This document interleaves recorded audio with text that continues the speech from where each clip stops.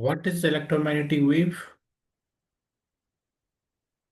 and how it is going to propagate in the conducting medium?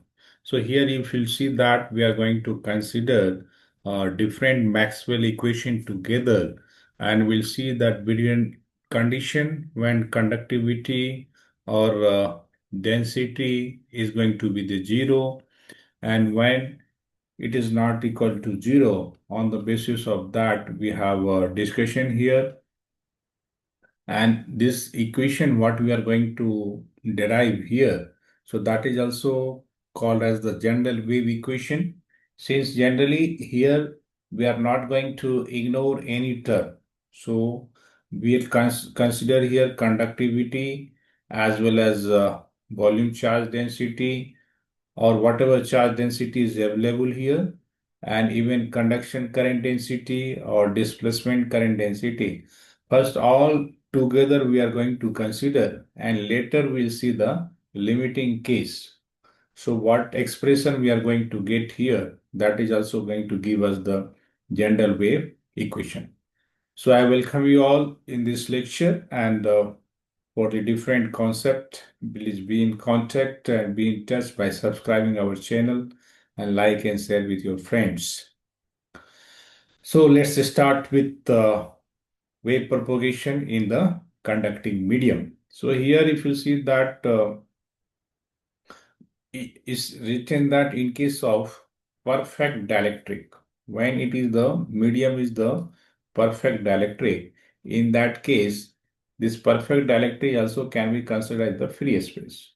So in case of free space, we have seen earlier also this conduction current density is going to be zero, and this rho is also zero. But in case of conducting medium, this conductivity, that is sigma, is not going to be the zero, or that conduction current density is also not going to be zero. We have generally J equal to sigma E. So since conductivity is not going to be zero, so that conduction current density J also will not be zero. So now from the Maxwell equation, in general, we have del dot B equal to 0, and we have del dot D equal to rho V. So where rho V is the volume charge density. But if charge is not going to be available inside the conductor, or it may be available on the surface of the conductor, so in that case, this rho V will be taken as the 0. Then we can write del dot D equal to 0. And we have another equation, del cross E equal to minus dou B by dou T. And for the magnetic field, we have del cross H equal to J plus dou D by dou T. So this J is the conduction current density, and this term we are getting second term due to the displacement current density. Okay. So what is the derivation here? That is the basics derivation for the whatever remaining derivation we are going to see in the later stage. So from this derivation we are going to take some limiting case. Okay. So that be careful, try to understand this derivation. This is very, very important concept, as well as further derivation or depends upon understanding of this derivation. So this, if you see that when any wave is going to propagate, so finally it is being attenuated. So later we'll have attenuation factor e to the power minus alpha z when we'll talk about this harmonic wave propagation. So, or anywhere, if you see that when wave is going to propagate, so from the waveguide, from the transmitter, when this distance is going to increase, so finally a strength of a wave is going to decrease. So they have repeatedly attenuation in the conducting medium or in a good conductor. So that wave is going to penetrate to very small depth due to rapid attenuation. And later we'll see that this penetration depth we are going to discuss, that will be called as the skin depth. Okay. So that discussion will come later. So now first we'll try to find the wave equation. in case of conducting medium here, okay, without ignoring any other condition, all general condition we are going to consider here. So it is starting with the current density, that is the conduction current density, that we have J equal to sigma E. And finally this equation 4, that we have del cross H equal to J plus dou D by dou T. So finally J is what here? Sigma E, and D is equal to epsilon E. So finally it can be written as epsilon dou E by dou T. Okay. So now again for the curl of electric field we have minus dou B by dou T. So that B equal to mu H. So finally we have minus mu dou H by dou T. So these two equation we got, equation 5 and equation 6. Now we are going to take the curl of the equation 6 and we'll use some identity. On the basis of that, you'll see that how we are going to write here. So that curl of equation 6 is taken here. So finally, now here in the RHS side, we have del cross dou H by dou T. So now our aim is to find the value of del cross dou H by dou T. So this can also be written as dou by dou T del cross H. So this value we are trying to find here. So what was the earlier relation for the del cross H? So that is we are dou by dou T. So that we are going to differentiate here. That is sigma E plus epsilon, okay, dou E by dou T.